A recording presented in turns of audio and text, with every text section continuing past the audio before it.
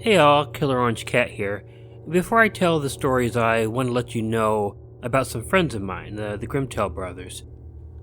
I've been friends with these great guys for a while, and they really are nice and talented.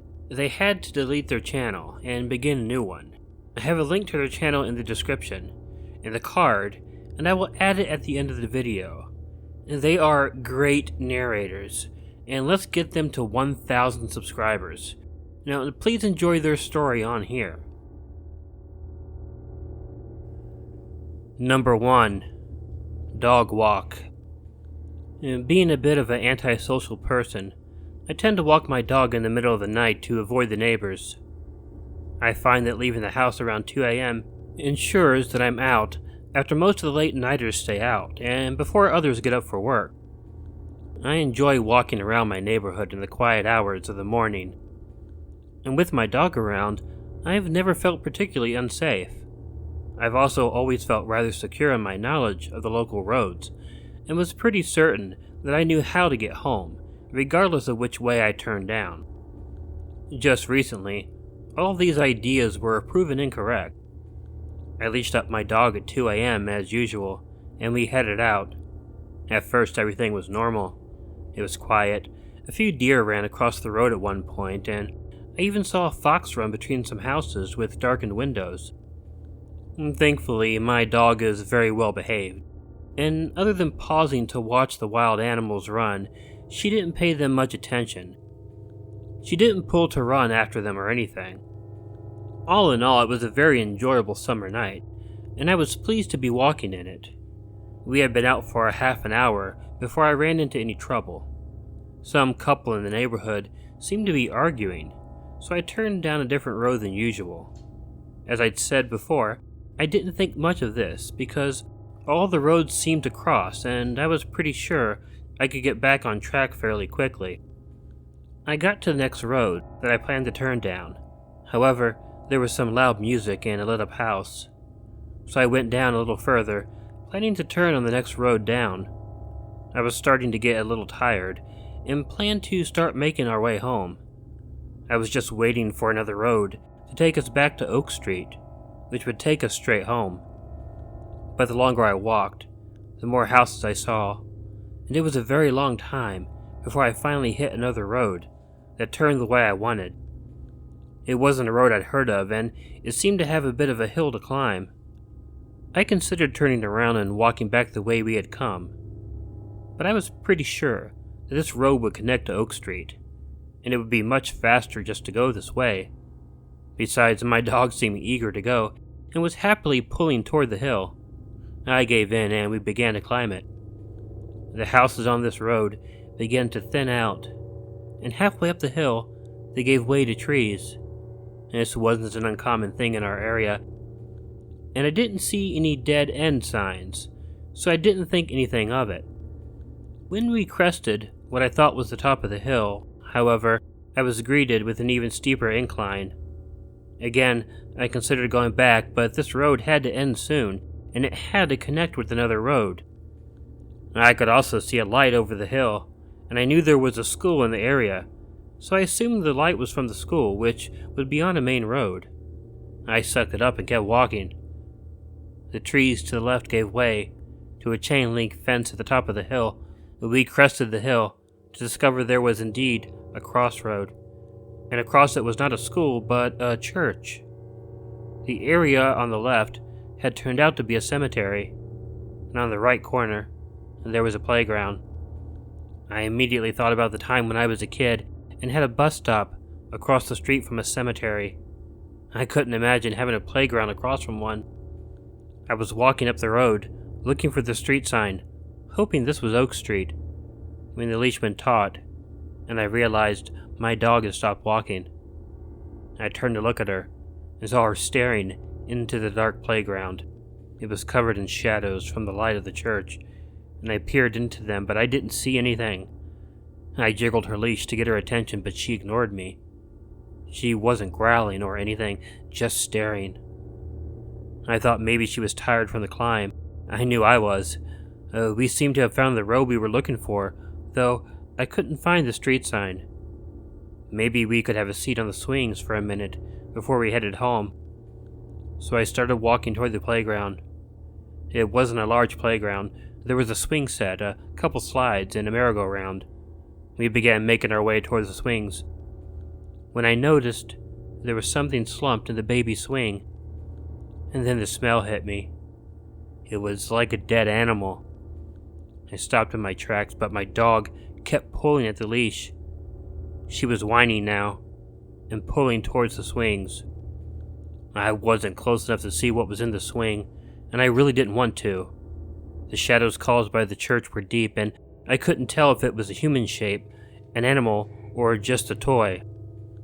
But I couldn't ignore the smell. Something nearby was dead, and had been for a little while. I made myself move closer, intent on assuring myself it wasn't human.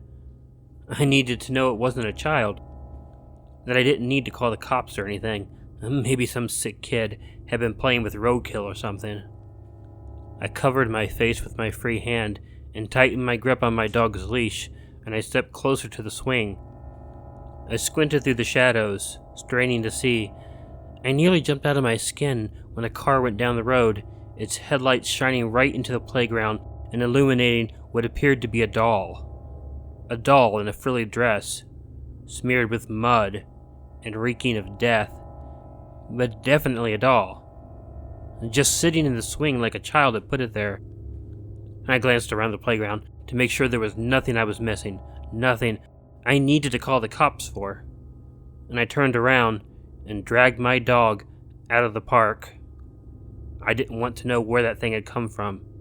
And as I walked past the cemetery to get out of there, I was certain I saw a pile of dirt. And all I could think was that someone had dug up the grave of some poor child and taken the doll. I ran down the hill, and at the bottom I stopped and leaned against a tree and vomited. As I retraced my steps home, I chided myself for being foolish. It was just a doll. There was nothing to be afraid of. Some kid had left their doll in the park, a very dirty and well-played-with doll. The smell might have been unrelated, but it seemed to be coming from the swing set. Had I imagined that? Was it just some roadkill that had been close by? Should I call the cops? They'd probably fine me for wasting their time on a doll and a dead raccoon. And finally I decided that I would go back in the morning, and I would see that it had been nothing more than a doll and some roadkill nearby. If I saw anything I thought the cops should be called for, then I'd call them. And this was 2 weeks ago. I've gone looking many times, but I can't seem to find that damn road.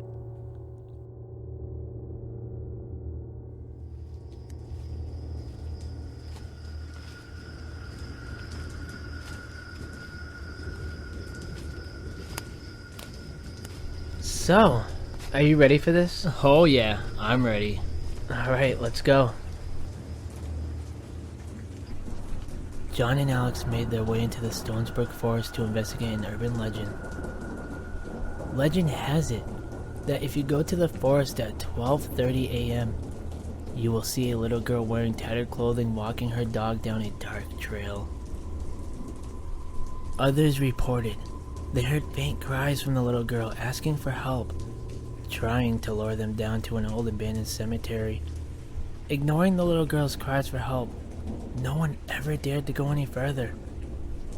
The Stonesbrook legend states that the little girl wandered off into the dark forest when her dog got loose and ran off. The scared little girl ran after her dog as fast as she could. When she approached a cemetery, she could hear whimpers from her dog not too far from her, so she proceeded forward. She stopped when she could see her dog's head peering at her above a gravestone. The next morning, the parents woke up to their daughter missing. Shortly after, they sent out a search team to investigate, but to no avail. All they found was her dog's collar and leash on a desolated trail. The little girl and her dog were never to be found. Would you look at that? We have finally arrived. The boys arrived at the dark trail, where the girl and her dog were last reported. waiting. All they could hear is an eerie silence. Whoa. Creepy, right? This trail always gives me the spooky feeling, man. Shut up, Alex. This isn't funny, man. Come on, stop being a wimp. It's honestly not so bad. Well, as long as we don't prove this urban legend is real. Yeah, right. Wait. Did you hear that? Hear what? Shh. Dude, you Oh, I see you're trying... What? Dude.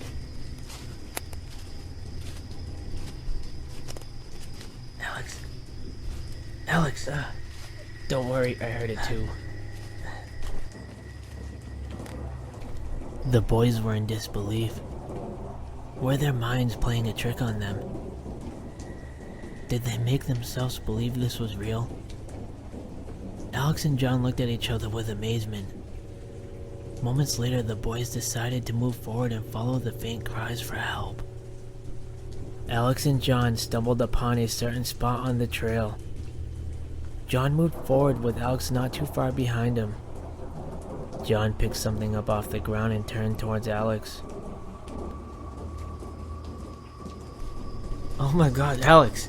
What? Alex, What? look what I just found! It was an old dog leash with a rugged collar with rusted colored stains all over it. John threw it down and wiped his hands on his shirt. Damn it! I can't believe I just picked that up. Calm down. God. It's just the dog collar. Dude, what if it... No, don't even say it. The little girl's dog collar.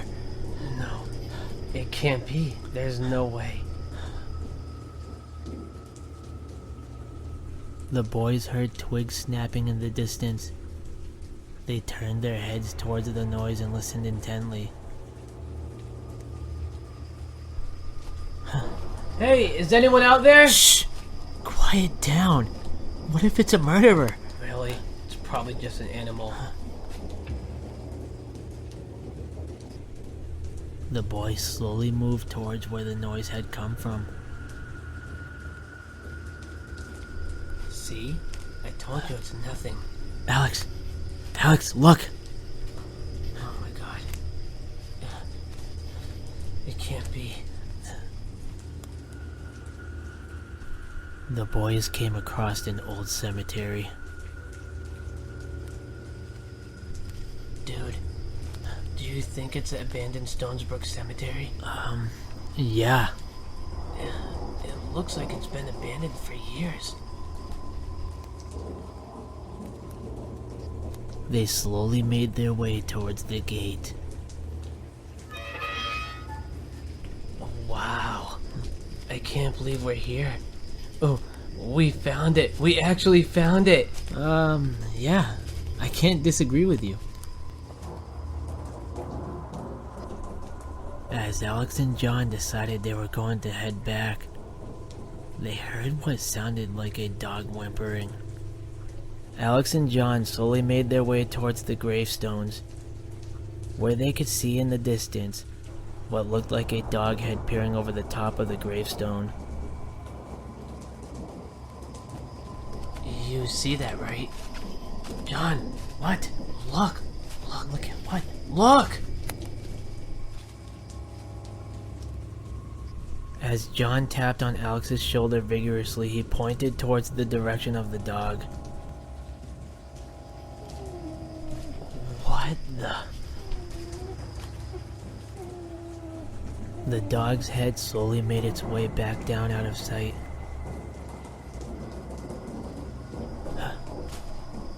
I'm going. Wait, going where? I'm going to see what's behind that stone. What? Are you crazy? That dog whimper don't sound right. I understand that. It's unnatural, but dude, you're crazy. It sounds like a human though. I'm going. No, you can't. No, Don't- we're going. Let's we'll go. Come back later. No, let's go. The boys started walking. when they noticed something else looking towards their direction. They could see a little girl's head peering at them now on another gravestone. At this point, they couldn't believe their eyes. John slowly and carefully made his way towards the little girl. That's when a large man in black dirty clothing jumped out at them. The man was holding the little girl's head in one hand and the dog's head in the other. John and Alex screamed in panic as the man dropped the heads and pulled out a large knife and ran towards them. The next morning, John and Alex were reported missing. So, to whoever may be listening to this now, you now know about the urban legend in the Stonesbrook Cemetery. If you're brave enough, come see me and become a part of my collection.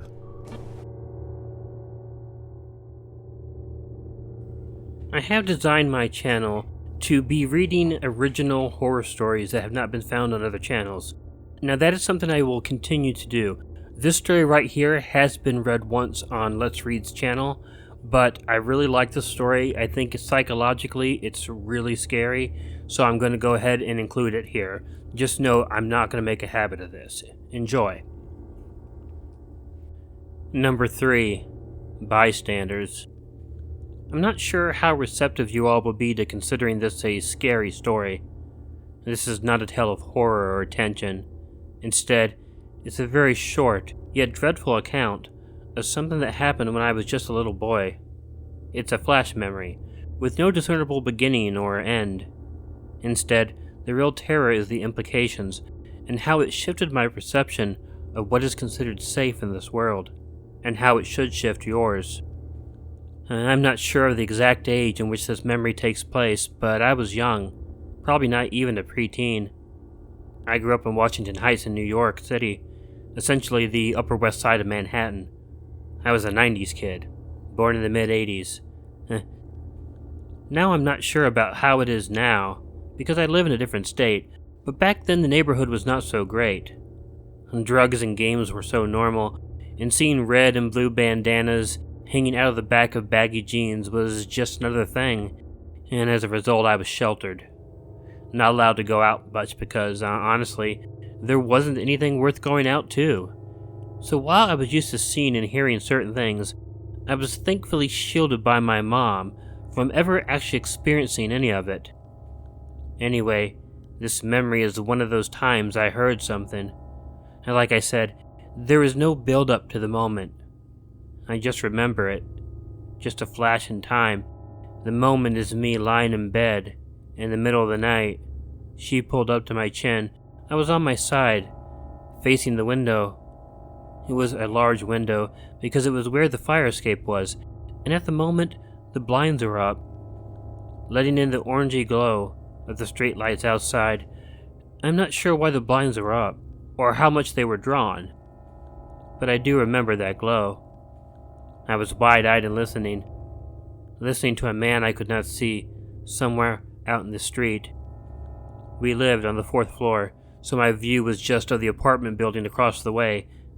The man had a Hispanic accent, and not surprising since Washington Heights was predominantly Dominican. He sounded older, maybe middle-aged, approaching elderly. It was hard to tell because he was wailing and moaning. The only word he occasionally called out was help. Between his exasperated groans, he sounded in so much pain. It was hard to tell because he was wailing and moaning, and the only word he occasionally called out was help. Between his exasperated groans, he sounded in so much pain. I just listened and waited for other voices, or for any kind of commotion or response. But there wasn't any. I remember it went on for quite a while.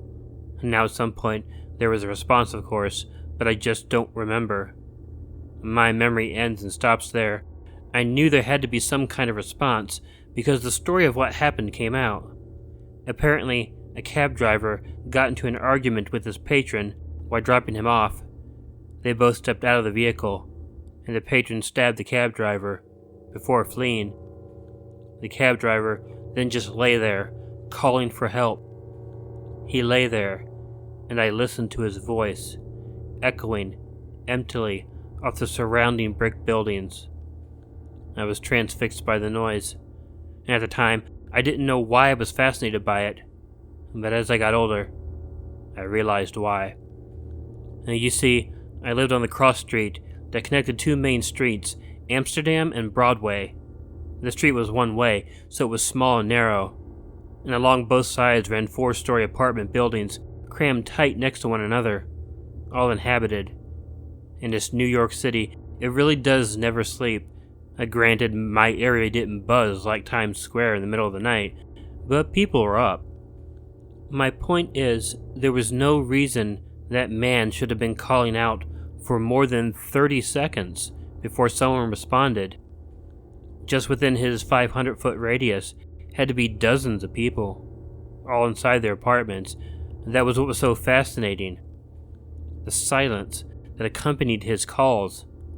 I attached a picture of the very street, just so you can get an idea of what I mean.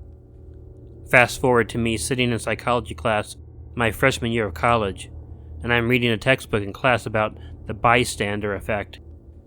The concept was appalling to me as I read. If you don't know what the bystander effect is, it is essentially a phenomenon that will shatter your entire sense of safety in public places. It is an event where individuals are less likely to help a victim when others are around. A classic image, and one I saw in the textbook, is of a man sprawled out on the sidewalk of a busy street in midday, with people walking around him. The book gave an example of a woman who was dragged through the streets of a suburb in broad daylight by an assailant. She was kicking and screaming, and the man assaulted her. I believe he even killed her.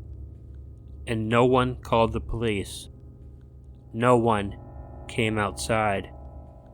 Everyone closed their blinds because they were afraid and thought, well, someone else must have called 911.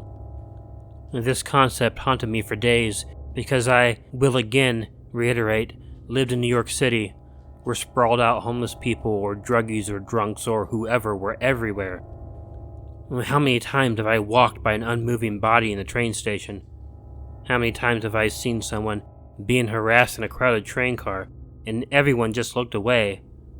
Looking back now, I think the concept hit me so hard because I subconsciously linked it to that memory of the wailing man. From then on to this very day, I always stay aware of my surroundings with that phenomena in mind.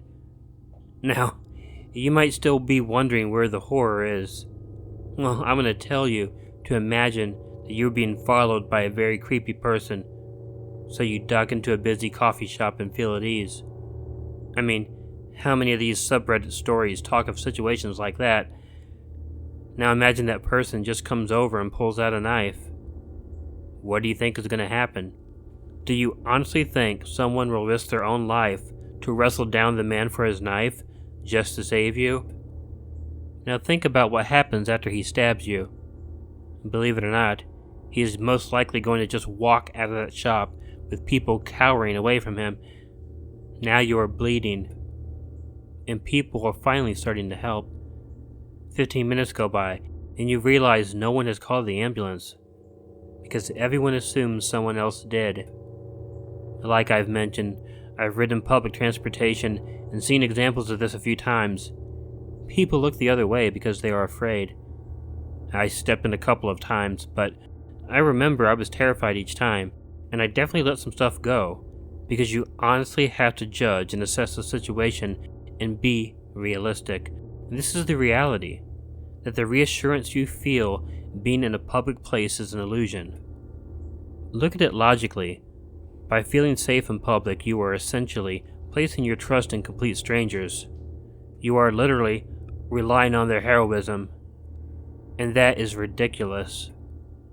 Would you jump in and help a man being pushed around by a huge muscular guy over 6 feet tall? Or if he had a weapon? Doubtful, but this is what you choose to believe for yourself. Look around the next time you are outside. Those are the people you are entrusting your life with when danger hits at that moment. And remember, the more people around, the less likely you will be helped. That's the dread that this early childhood memory instilled upon me. Knowing that most of us are wired for self-preservation. Knowing that if you are laying out in the street, bleeding out and wailing weakly for help, nearby bystanders will just close their blinds and raise the volumes of their television. And they will feel no guilt because, after all, someone will end up helping. Right? Hey y'all, Killer Orange Cat here. Please use the link at the end to subscribe to my good friends, the Grimtale Brothers. If you'd like to read print versions of these stories, please check out the Killer Orange Cat subreddit at the link provided in the description. And I hope you enjoyed this video, and if you did, please let me know by hitting the like button. Subscribe and hit the bell notification if you haven't, so you'll be updated when each new video comes out. Leave me a comment to let me know what you thought of the video, and consider sharing it with someone you think might enjoy it. If you have a story you like narrated on Killer Orange Cat, please send it to the address provided in the description. My main requirement is the story must be original and not read on any other YouTube channel. And please, whatever you do, don't forget to check in your closet and check under your bed, because you never know where Killer Orange Cat might be hiding. Good night.